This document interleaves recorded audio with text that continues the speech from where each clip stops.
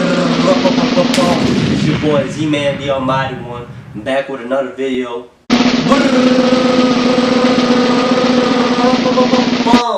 It's your boy Z-Man World. What's good, Z-Man World?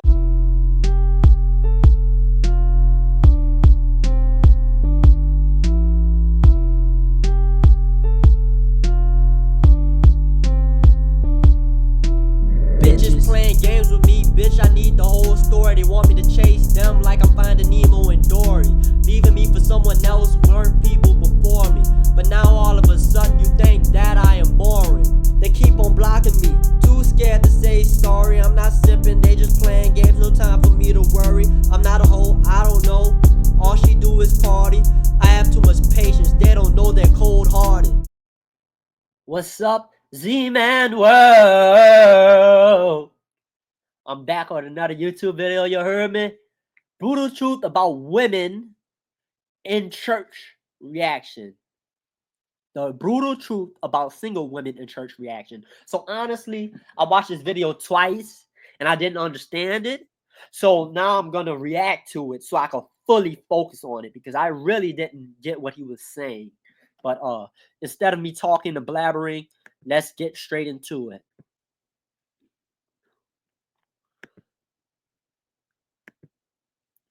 What's up, YouTube? I have some important information you need to add to your go-to notes for knowledge and awareness. If you happen to run into women who are working on themselves or claim they are waiting on God to send them a good man to be with, this video will give you the discernment you need to know whether what she is saying is true or if she's full of shit. The reason you need to know this is so you don't mess up your life dealing with these women. No one else. Hold on there, Harold. Full of the S word. Isn't a worthy Christian not supposed to use swearing words? In this space is going to shed light on the brutal truth about women in church. So first up, single women in church are out of order. Single women in church, not under their father's or husband's authority, fall outside the prescribed spiritual covering, making them the responsibility of the pastor. Now, the reason a pastor is supposed to take responsibility is because, unfortunately, some women do not confide, know, or have access to their father. And the man she desires does not find enough favor in her to make her a wife. So the pastor covers her. Now, this doesn't mean the pastor provides.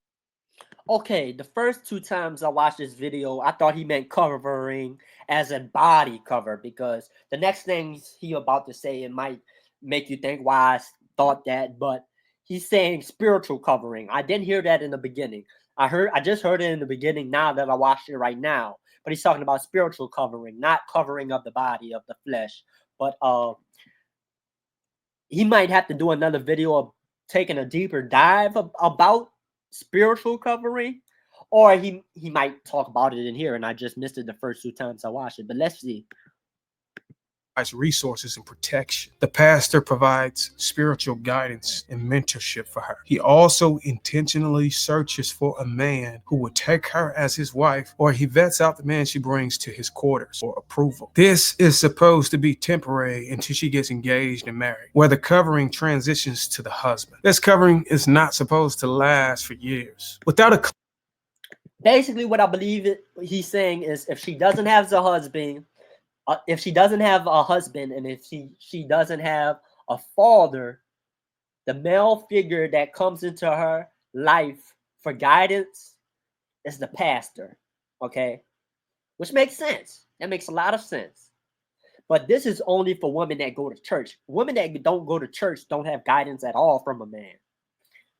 But when he's talking about the pastor finds someone that's a man that she could marry, or I'm guessing what he's trying to say without saying it is date. If the pastor finds someone, a man that for her, I'm gonna just say that if the pastor can find a man for her, that kind of made me think about my own church. Because for y'all that don't know, I made a video about this before. My father, my dad, is a pastor, and it made me think for a second, does this stuff happen in my church? And the reason why I was wondering that and thinking that was because There's a member of my church. She's a woman, and then there's her boyfriend. She, well, based on my conversations with him, he knew him. It seems like he knew him before they got together. But let's see. Clear covering. These women appear as distractions, potentially affecting both the pastor and his wife, the first lady. So this is bad and causes disruptions in the pulpit. Single women without covering can become distractions for married or engaged couples within the church community, potentially threatening their relationships. Now, you will hear I'm guessing I get what he means by women that doesn't have spiritual covering. Women that don't have spiritual covering are women that either don't have faith in Jesus, women that um don't have values from the Bible, women that don't have morals at all, dots, hoes, women's like that, the modern day women basically. a lot of these women saying, I'm not a threat to anyone's marriage. I'm just here to worship or something like. The idea of needing a covering outside of God is outdated. These are all lies and they need to be addressed. And it's one of the reasons a lot of men don't go to church. Men want the woman. What I'm getting from this is that a woman of God is a traditional woman, maybe? I don't know. I'm just saying. Who seek respect and appreciate spiritual authority to be highlighted, and those who don't to be addressed and counseled, because it keeps everyone aligned with the word. Fellas, we don't have to be pastors to know that maintaining spiritual order like a structured covering helps prevent misunderstandings and keep everyone aligned with the word. So if you see women posting scriptures, clips of them praying, or anything to do with spiritual practices, ask them who is covering them. And if she doesn't know what you're talking about, you know that you're dealing with a woman. I heard him say this the first 2 times. Okay? I'm gonna have to replay this. I heard him say this the first 2 times. I heard the part where he said, ask them who's covering them. But I didn't hear what he said leading to that the first 2 times I watched it. I'm gonna replay it. I think what he said is if a woman is posting Bible scriptures, this, that, and the third, ask them who is covering them. I'm gonna start doing that. I'm gonna have to write this down in the note or some shit.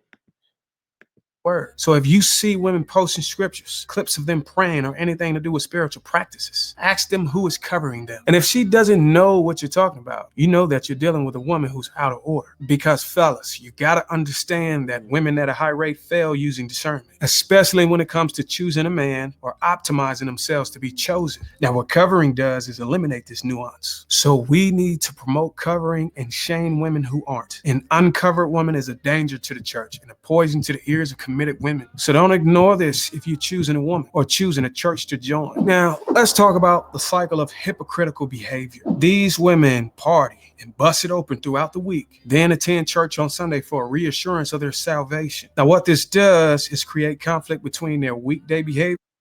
That's a common thing that or common phrase that you hear in the church, especially pastors say this. A woman bust it open in the club all throughout the week and then come to church on Sunday. Or a girl goes out to the club a day before Sunday. In Sunday worship. It's an intentional inconsistency. Now, the reason this is bad is because living a double life undercuts the seriousness of repentance, making worship hypocritical. This type of behavior threatens the integrity of the. I mean, it doesn't have to be just the club. Busting it open can mean dancing at the club, but it also can mean sex, maybe. So I don't know. I might be wrong. Church. This behavior reflects poorly on the church, and unfortunately we have church officials assigned that won't even address this. And now you wonder why people on the outside judges the church's integrity. Now, I've spoken to some women who are willing to admit they currently do this, and I gotta say I was very disappointed in them. And it wasn't because they took accountability. It was because they followed up with an excuse to justify this behavior. Let me tell you what they said. They said, we're all sinners, no one is perfect. And one of them said, I'm trying to balance my life while staying close to God. If you hear a woman use these excuses so she can continue to operate like this, you need to walk away from her. If you let her into your heart or your house, she's gonna burn it down from the inside, and you've been warned, brother. I don't know. He's confusing me. I mean, he's not confusing me about the context of this video. He's confusing me about his denomination. Because in the beginning, talking about the pastor with spiritual covering, I didn't really get that at first. But now that I saw it this time that I watched it, I realized, okay, spiritual covering could be any denomination. But the first two times, I was confused about that and thought that a specific denomination does that.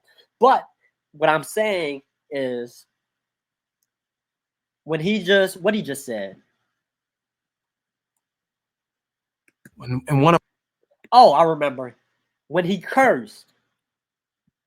Non-denominational people would not curse. That's why I had said, hold up, Harold.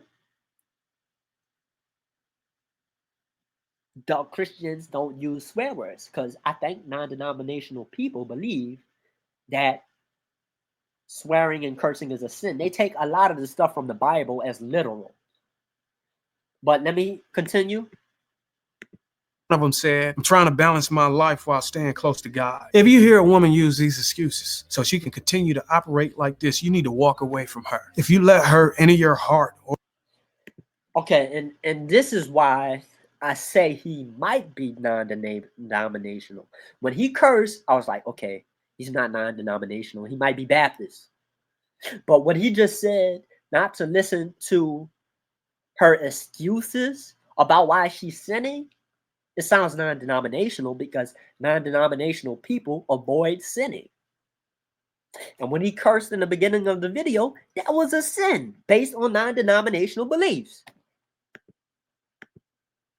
Or your house. She gonna burn it down from the inside, and you've been warned, brother. You've been warned. Now, I notice that if we men come together and champion women who commit fully to their faith, demonstrating sincerity in their actions, both inside and outside the church, women begin snapping back in line. But we have to direct our attention to the ones who are doing right, not the ones that are for the streets. And just because they're in the church on Sunday, don't mean they ain't getting bust down on Monday. If we're gonna make these women out here our wives one day, these women gotta know that genuine faith aligns lifestyle and worship. A woman who lives consistently with her beliefs shows respect for the teachings of the Bible. And this makes a woman highly attractive aside from the physical. If a woman is living inconsistent with her faith and you bring this to light so she can make these changes and she declines to, don't associate yourself with her. She's for the streets because she listens to the serpents. Now this last one don't necessarily apply to single women, but maybe women in period. So pay attention to this one. Single women in church are quick to embrace openly gay choir directors or members, which, according to research, can drive heterosexual men away from the church and signifies a lack of adherence to biblical standards on homosexuality. Now, the reason this is bad for men who still stand on business in 2024, based off of the interactions I've had with men, it makes them feel uncomfortable or disconnected when the church supports leaders or members in roles that contradict traditional church teachings. Acceptance without biblical correction dilutes the church's stance on repentance and change, potentially misleading the congregation. And there's a lot of that in the black community and the LGBT community. There's black LGBT members in the congregation or in the leading or in the leadership of the church.